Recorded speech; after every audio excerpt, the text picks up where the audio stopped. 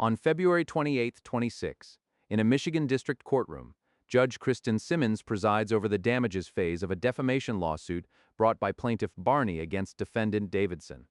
The court had previously ruled that Davidson posted a defamatory review on Google, and now Barney must prove the financial impact of that false statement on her two businesses, Mika's Boutique and More and Exclusive Travel and More.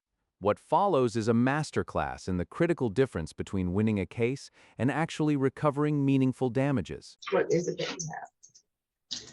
I have my business for my travel agency, Exclusive Travel and More, and Mika's Boutique and More. I have my income impact from 3 months prior to the relationship, 3 months after the dissemination of character on Google was done. So I have a breakdown. I have my POS system from both of my businesses showing what income was prior to and after that date. Also, all the court dates and times that I came down here that I lost wages for court attendance. Okay, so for how much are you saying you lost due to this incident? I had everything broke down. You want me to bring this? Put it on the record. Yeah, everything's put broke down. You can tell me. So you want me to read everything off the record? Yeah, I want to know the amounts that you're alleging that you lost. Okay, well, let's start from the beginning.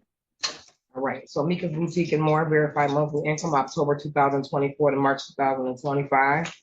Income impact, total 6 months, $10,597.99. Average monthly income on the boutique was $1,766.33 That's the monthly income you're saying? for one business. I'm breaking everything that hourly. This is broke down through my POS system. No, just tell me how much it was that you said that you lost, because I'm assuming you're saying there were certain days that you lost business for. Yeah, so what I did was I did a breakdown of each court date, each income. I did the court attendance and time loss, direct loss wages, reputation, ongoing business harm, revenue loss, emotional distress and anxiety, and summary of damages. Okay, so minus any emotional distress, I want to know how much loss of wages and or damages that you're alleging that you made, and then I'll look at how you broke it down. Okay, so But I'm trying to get the number, and then he needs to see also what you're. Okay, so I'm gonna use my calculator because I broke it down differently here. So I'm a tax accountant, so I do things. You said without the distress, right? Without the distress. Okay, without the distress is $4,743. $4,743 for lost wages. Lost wages, and the time court attendance and time loss. Whatever damages. There was the nature of the defamation. The defendant posted a false and defamatory Google review of my boutique business listing. The content of the review defamed my travel agency, which is a complete separate business and unrelated to my boutique, posting travel-related defamation statements on my boutique's Google review misled the public and caused reputational harm to both businesses. And then I broke down how and what it did. And I've also provided all my proofs of income for the businesses. Right, I'm not disputing that you had income for the business, but you have to show me how that post, which I made a ruling that I did find the post to be defamatory, but you now have to show me how it impacted the business. Well, I did it by doing an income breakdown. I really can't go on Google and ask everyone who would have used the business but decided not to use the business because they've seen a review. Who's going to call you and say, hey, Miss Barney, I was going to use your travel agency or your boutique. However, I chose not to go with you because I seen a review. A customer is not going to call you directly and tell you that. You're not going to call a restaurant and say, I was going to eat dinner today and make reservations. However, I've seen all these reviews. I'm not going to book today.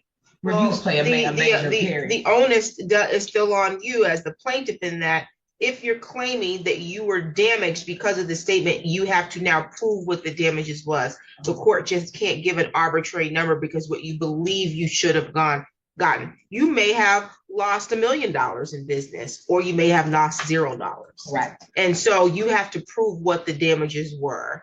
If you're not able to show, I would have made this, but for the statement, then I'm not able to award for the damages. Okay, so I did a breakdown. So I thought the way that I broke it down would have been enough to show that. But if that's not a problem, you can show him whatever you are about to show me, and then my court officer will provide it to you. I'll show.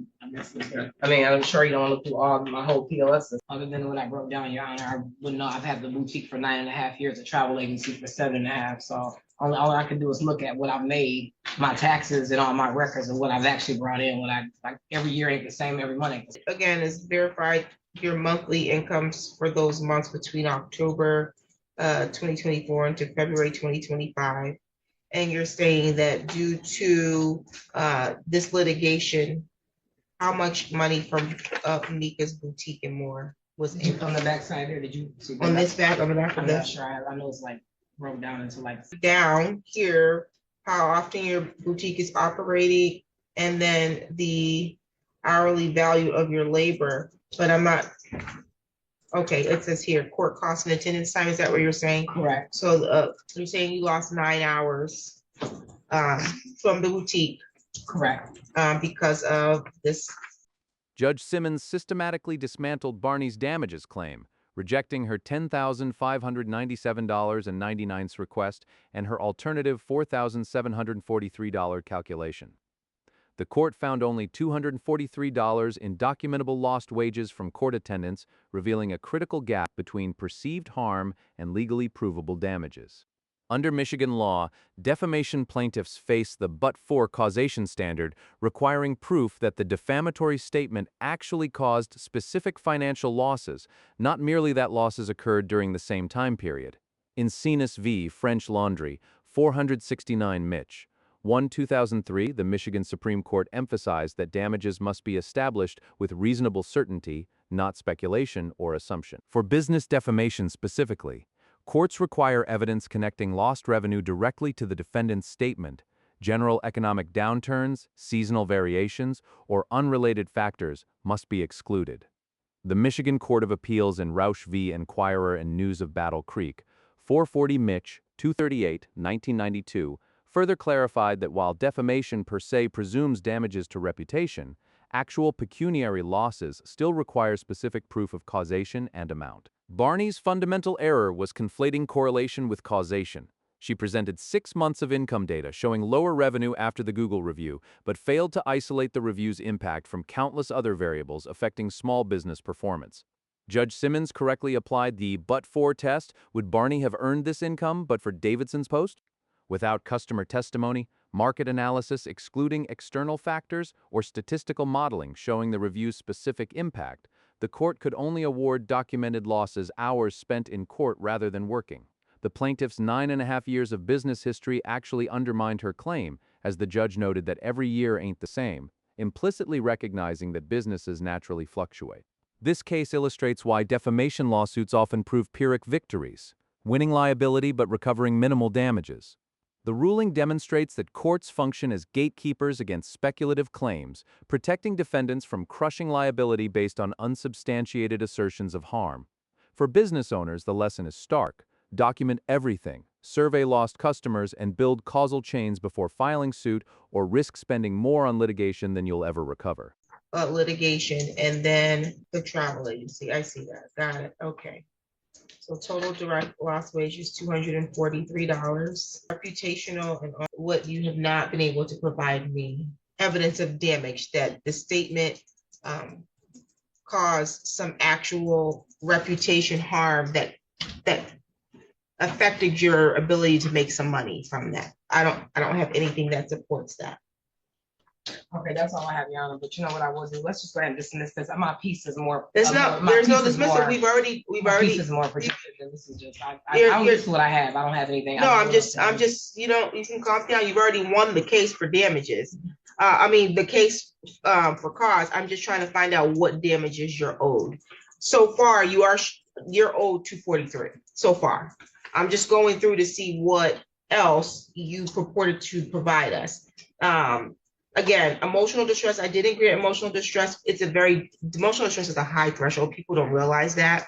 Just because someone stressed you out, you don't get awarded emotional distress. It's typically like you've got to show where you've had to go get on medication, counseling. There's a higher threshold that before I could award that.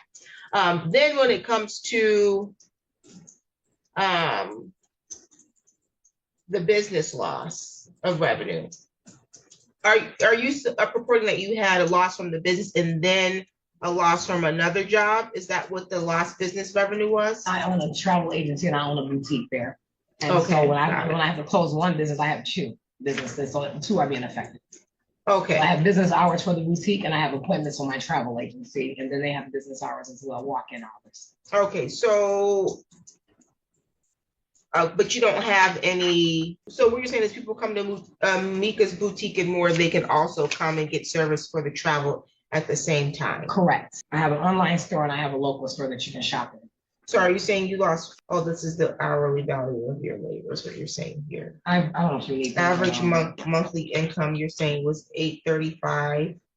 And, okay, so I see where you put that here. You put Mika's Boutique and More, you have lost wages of $117 approximately, plus exclusive travel and more, you're saying lost wages of $126. And you're saying there's been ongoing or continuing reputational harm. Is the post still up there? I have not looked at it lately. I know it was up there the last time we checked. I'm not sure. I don't even know how, would he be the only person who can remove such a post, or I don't know how that works? He would have to remove it, and then I contacted the Better Business Bureau at Google because it was on Google and Better Business Bureau, which is false information.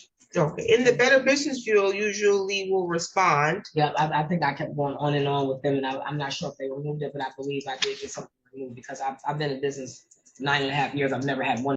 Judge Simmons delivered her final ruling, awarding Barney only $1,078.31, comprising $835.31 for the travel agency's lost wages and $243 for court attendance, while explicitly rejecting emotional distress and ongoing reputational harm claims due to insufficient documentation. Michigan's emotional distress standard for defamation requires proof of severe and debilitating mental suffering, typically evidenced by medical treatment, medication, or significant lifestyle disruption, as established in Roberts v. Auto Owners, Ins. Co. 422, Mich. 594, 1985. The Michigan Supreme Court in Hafner v. Hafner, 188 Mich. App. 433, 1991, further restricted recovery to cases involving outrageous conduct, causing serious emotional disturbance. For ongoing damages, courts require present tense harm with continuing causal connection to the original tort. Mere possibility of future impact is insufficient under the reasonable certainty doctrine articulated in Miller v. Allstate Inns. Co. 481 Mich. 601, 2008. Additionally, Michigan Court Rule 2.403 permits installment payment orders for judgments under $25,000, reflecting legislative recognition that immediate lump sum payment may impose undue hardship on judgment debtors. The judge's $1,078.31 award represents a 90% reduction from Barney's lowest requested amount, illustrating strict judicial adherence to documentary requirements. The emotional distress denial followed directly from Barney's failure to present medical records, therapy bills, or testimony about diagnosable conditions. Her stress alone, however genuine, fell below the severe and debilitating threshold. The ongoing harm claim failed because Barney couldn't confirm the post remained visible, and even if it had, she offered no current customer loss attributable to its continued presence.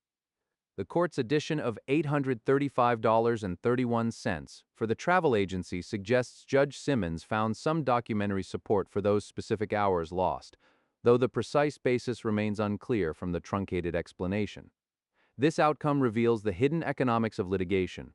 Barney likely spent more in filing fees, service costs, and lost work time pursuing this case than she recovered. The ruling serves as a cautionary tale about the importance of pretrial damages assessment.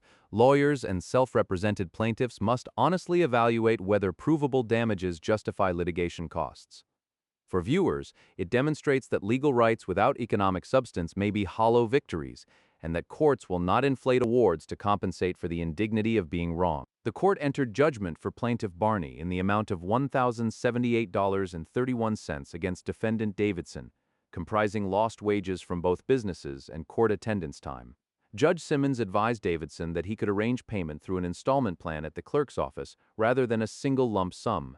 The case concluded with an unexpected moment of human connection, Barney offering condolences for the judge's recent loss before the parties departed. This case illuminates a fundamental tension in tort law, the distinction between vindicating rights and recovering losses. American courts have increasingly demanded rigorous proof of economic harm, reflecting concerns about frivolous litigation and runaway jury awards. Yet this stringent approach creates asymmetry. Defamation defendants face potentially ruinous reputational exposure even when plaintiffs recover minimally, while plaintiffs with genuine but difficult to quantify harms receive inadequate compensation. The reasonable certainty rule, while protecting defendants from speculative claims, also disadvantages small business owners like Barney who lack resources for expert economic analysis. Modern defamation's digital context compounds these challenges. A single Google review may influence countless potential customers, yet tracing specific lost sales to that review requires sophisticated attribution modeling beyond most litigants' means. For legal reform advocates, this case suggests need for intermediate remedies, statutory damages for defamation per se, presumptive harm formulas, or streamlined discovery procedures for small claims. For practicing attorneys, it underscores the duty to conduct brutally honest damages assessments before accepting defamation cases.